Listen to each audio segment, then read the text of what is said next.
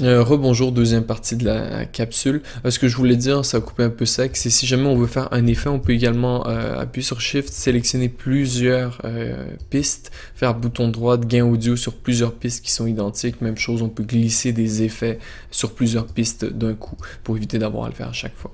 Donc ce que je veux faire en ce moment, c'est vous montrer plus au niveau de la correction de couleur. Si je vais dans sa première partie ici, je vais juste laisser un peu plus d'espace à l'image. Vous voyez que c'est un peu délavé, les couleurs claires sont clairement trop dominantes en ce moment dans cette image-là, mais on peut le corriger avec une petite correction de couleur. Donc ce qu'on va faire tout simplement, c'est aller dans les effets vidéo, on va aller dans la correction colorimétrique et on va appliquer le correcteur chromatique tridimensionnel. Je l'avais montré la dernière fois dans une autre capsule, mais je pense que je vais vous le remontrer une deuxième fois pour dire à quel point très rapidement on peut faire des effets.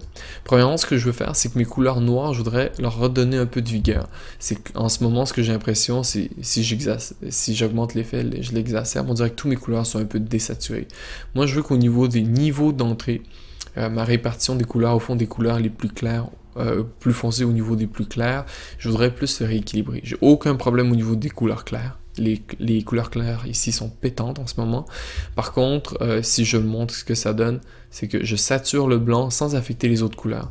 La capsule d'Ilina, ou par exemple qui se passe en intérieur avec des fonds blancs, le fond blanc n'est pas exactement blanc, il est un peu grisâtre. Donc c'est là où on peut venir lui donner un peu de oomph. Nous, ce qu'on veut, c'est faire l'inverse, rajouter les couleurs foncées, et regardez ce que ça donne.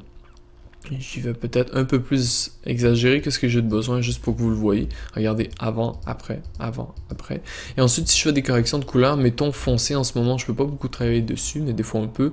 Les tons moyens, c'est au fond notre personnage ici en ce moment, au milieu. Donc je peux décider de changer sa couleur. Ici, c'est assez clair. Ça fonctionne bien, je trouve. Les tons clairs, c'est vraiment tout le fond, ce que vous voyez. Je peux décider de, pour le look artistique, de venir changer la couleur, pour le mettre un peu plus dans le jaunâtre, ou etc. Et l'autre effet des fois que je vais faire, c'est la saturation. Je travaille pas toujours dans la saturation globale, généralement je veux juste aller dans la saturation d'un ton en particulier, exemple le ton clair. Regardez, si je le sature un peu, ça donne un look quand même intéressant, versus je peux aussi le désaturer. Et regardez, ça n'a pas affecté la couleur de mon personnage, ça m'a juste rendu tout le côté plus désaturé. La seule chose qu'il faut faire attention, c'est les effets de postérisation. Ce que je veux, c'est que quand je joue ici, avec mes saturations, je le mets au maximum. Vous voyez, les couleurs cassent ici, deviennent dégueulasses. C'est pas une sorte de dégradé léger. Donc, ça, il faut l'éviter. C'est des effets de postérisation. Et je peux changer également les couleurs de mon personnage, etc. Mais ici, les couleurs sont super belles. En intérieur, c'est notre caméra, la caméra que vous avez, elle est géniale. Elle fait des très belles couleurs. Mais on peut venir lui rajouter toujours un petit peu de oomph. C'est en fonction de vos goûts esthétiques, c'est sûr, mais regardez avant, après, avant, après. Je vais effacer ce fil-là, je vais vous donner une autre manière de faire des corrections de couleurs qui, à mon avis, est un peu plus simple aussi.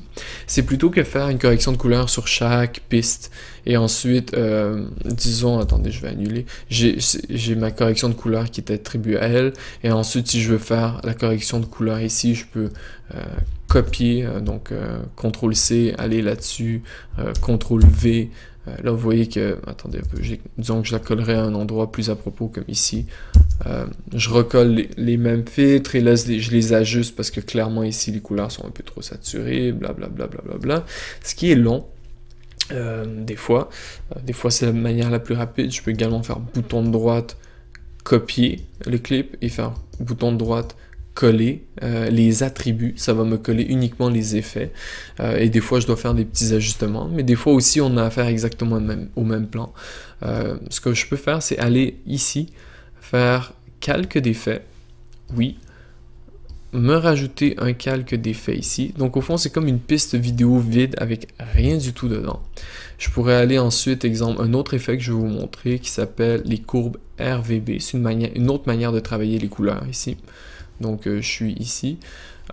Et en général, on utilise une petite logique des formes en S un peu qu'on travaille. Moi, je trouve ça agréable, c'est assez visuel. Je peux venir travailler mes couleurs bleues en bas du spectre.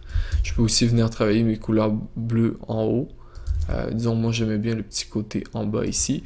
Et si je fais avant, après, c'est facile. Et vous voyez, ce filtre-là s'applique sur tous mes pistes.